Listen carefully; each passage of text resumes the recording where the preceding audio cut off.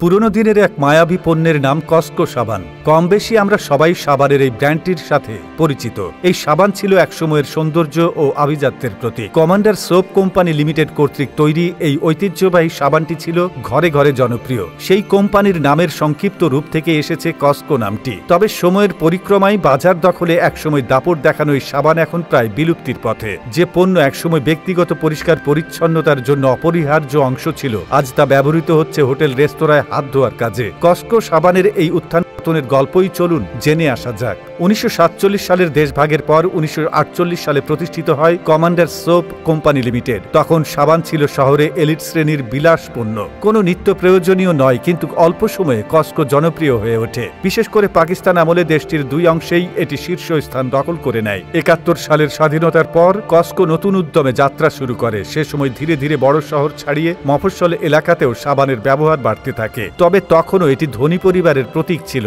এবং উপহার হিসেবে বিয়ে সহ নানা অনুষ্ঠানে কসকো সাবান দেওয়ার চল ছিল ব্যাপক। 1980-র দশকে সাবান সাধারণ মানুষের নিত্য ব্যবহার্য পণ্যে পরিণত হতে শুরু করে। 1990-এর দশকে এসে কসকো সৌন্দর্যের প্রতীক হয়ে উঠলেও এই সময় থেকে বাজারে তাদের শীর্ষস্থান ধরে রাখা ক্রমশ কঠিন হয়ে পড়ে, কেননা সাবানের বাজার বড় হওয়ায় প্রতিযোগীরাও তখন সক্রিয় হয়ে পড়ে। সে ধারাবাহিকতায় বিভিন্ন কোম্পানি যখন পণ্যের প্রচারণায় নতুনত্ব আর বৈচিত্র্যের ছোঁয়া এনে ক্রেতাদের আকৃষ্ট করছিল, তখন কসকো পিছিয়ে পড়ে সেই প্রতিযোগিতায়।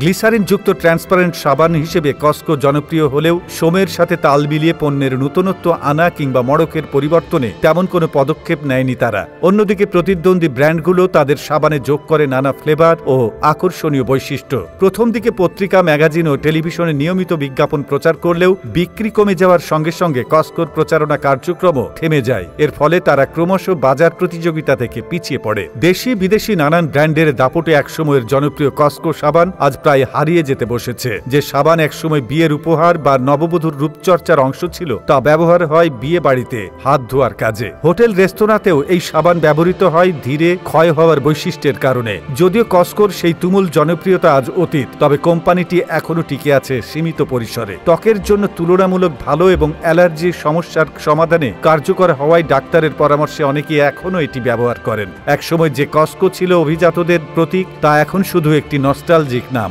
বাংলাদেশের সাবানের বাজার বছরে প্রায় 3000 কোটি টাকার। এর 45% দখল করে রেখেছে লাক্স, যেখানে স্থানীয়ভাবে তৈরি সাবান মেটাচ্ছে 80% চাহিদা। বাকি 20% মেটাচ্ছে আমদানিকৃত সাবান। এমন প্রতিযোগিতামূলক বাজারে একসময়ের জনপ্রিয় কসকো সাবান আজ প্রায় পেছনের সারিতে। কসকো সাবানের প্রতিষ্ঠাতা ব্যবস্থাপনা পরিচালক ছিলেন শিল্পপতি ফজলুর রহমান খান, আর 1985 সাল থেকে দায়িত্ব পালন করছেন তার ছেলে মুহাম্মদ জাকারিয়া খান। তো বন্ধুরা, ভিডিওটি কেমন লাগলো তা আমাদের কমেন্ট করে জানাতে ভুলবেন না। পরবর্তীতে দেখা হবে নতুন কোনো তথ্য নিয়ে। সে পর্যন্ত ভালো থাকবেন, সুস্থ থাকবেন, আমাদের সাথেই থাকবেন।